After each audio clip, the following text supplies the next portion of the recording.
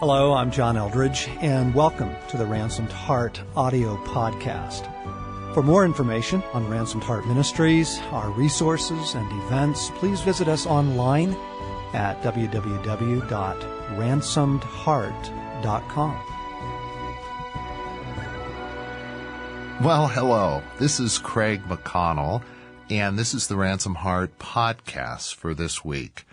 And welcome. I hope these are enjoyable, encouraging, and enlightening for you. Doing something a little different today. I'm actually in our studio alone. John's not in on this session. And I'm doing something I feel very vulnerable doing. I'm actually going to be reading to you some stories that I've written. Some of these stories in this series of readings you can find on my blog. If you go to ransomedheart.com, you'll see that there's a Craig's blog and a John's blog, not necessarily in that order.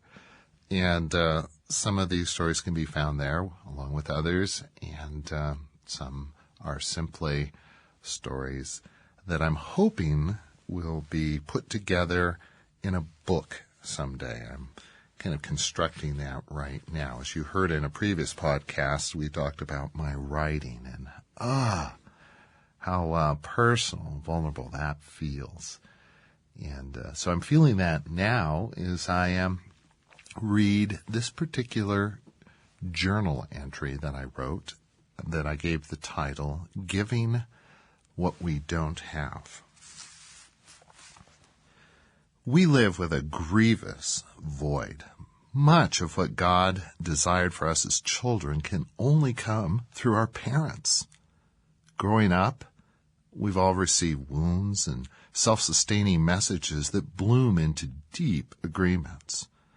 We view ourselves as scarred, broken, damaged, and crippled, and we are.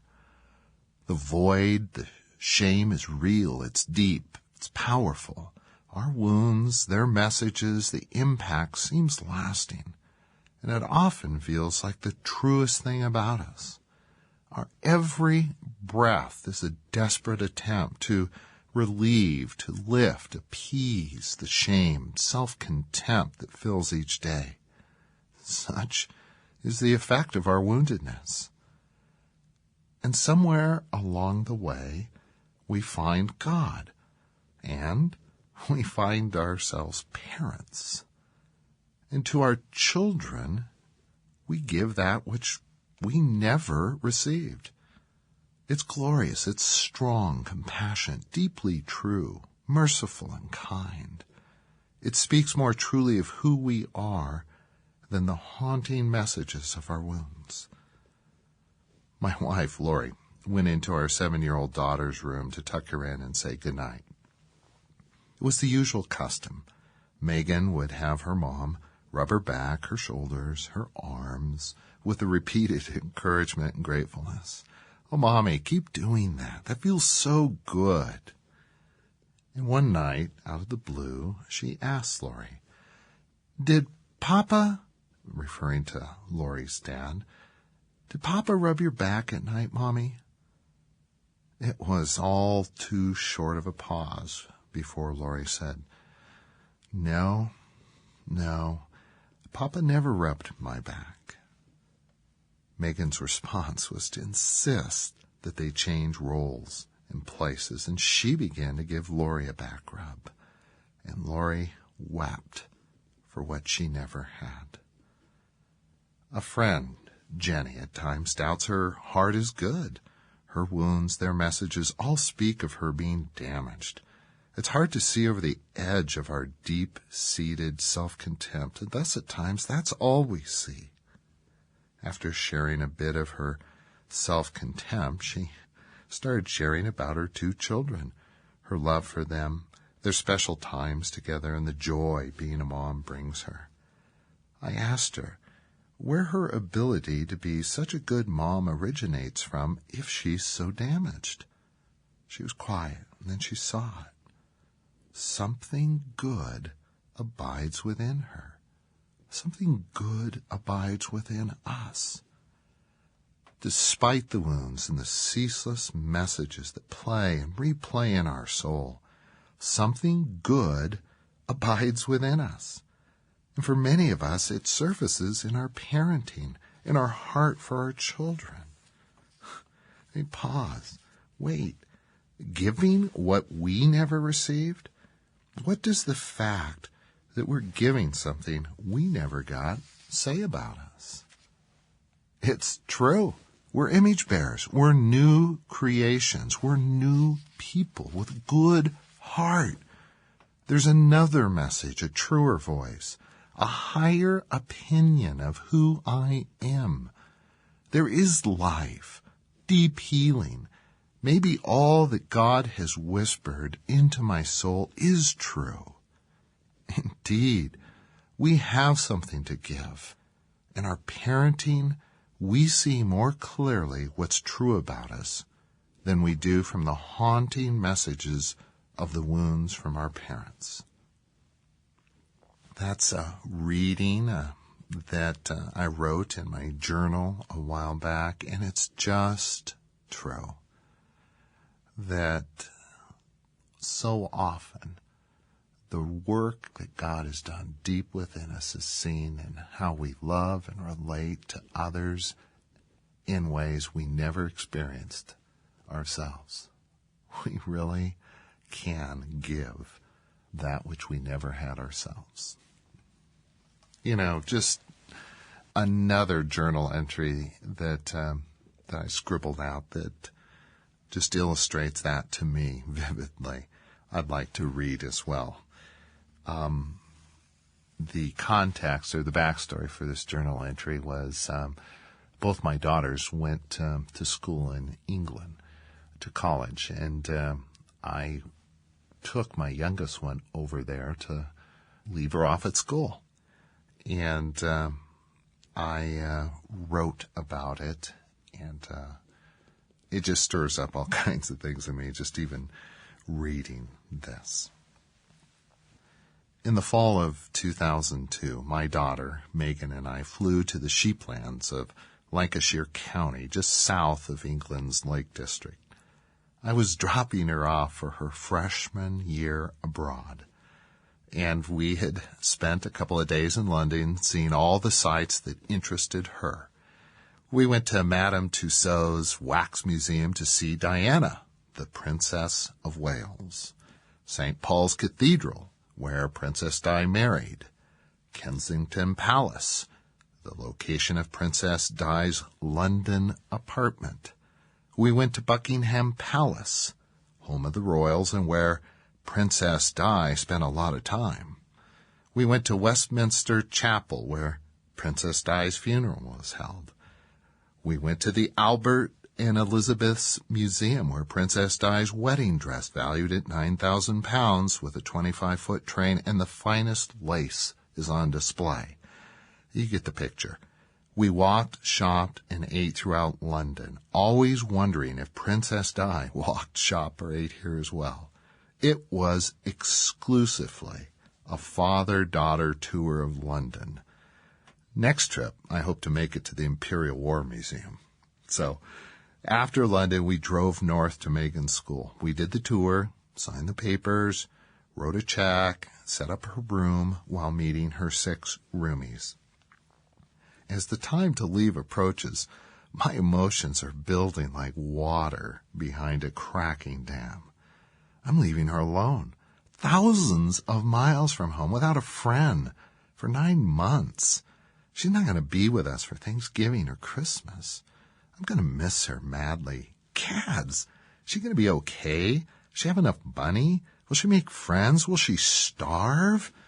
Are you kidding me? English school cafeteria food? She's going to die.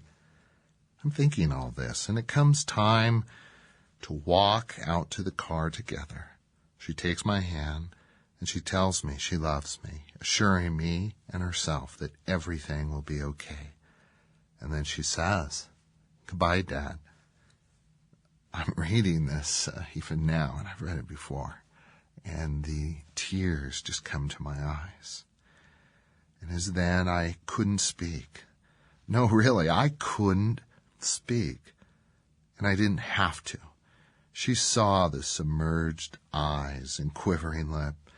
We hugged as long and as hard as we could, and I muttered, "Okay, gotta go. I love you." And I drove away. The cracking dam broke as I headed off to spend the night in a room above a pub a couple of kilometers away, and then drive back to London the next day and fly home. Kneeling up alongside of the bed, my head was buried in my hands as I cried for hours. Actually, I was wailing as I never had or have since. It was an odd mix of grief, the grief of saying goodbye, the loss of her presence, her life, her smile, the cuddling.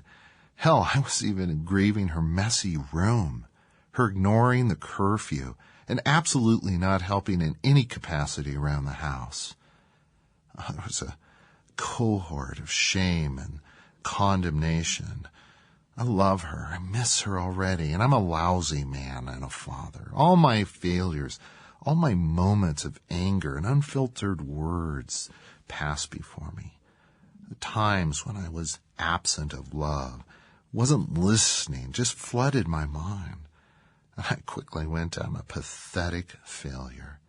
I haven't ever lived well. My life is a charade. Gosh, I love her. Man, am I a jerk. I was a wreck. Somewhere in the mix was the craving, the desire, the need, the hunger, the obsessing, the thirsting to be a man who loves well. And I was barraging God with the desire to change, with my desire to love, to be like Christ, to live well, to surrender, to repent, to live like Him and give my all. It was an overwhelming sense of grief, failure, and desire. I went downstairs in a short break for a black sheep bitter downstairs. Didn't alleviate or give pause to my anguish. It can't. I miss her. I'm a mess. And in all of that, back up in the room, something changed. I was no longer alone. It was as if God was sitting cross-legged in a small chair in the corner of the room, honoring my emotional deconstruct, and then finally speaking up. And He said to me, "Craig, look at your heart. Look at all you feel for your daughters and your wife. Look at what's inside of you. Look at your heart. This is the true you, the truest thing about you. It's true. Your heart is good." A seagull couldn't feel these things, the pain, the longing, the love. All spoke of a substance, a person, the very person I longed to be, but assumed was still decades out in the future, if ever. Now, the truth is, I have a good heart. I'm a good man, a good father. Our woundedness defines so much of our identity, and it's not true. Our parenting speaks of a crucial, core, deeper, truer identity. Thanks for listening to this week's podcast. We hope you loved it.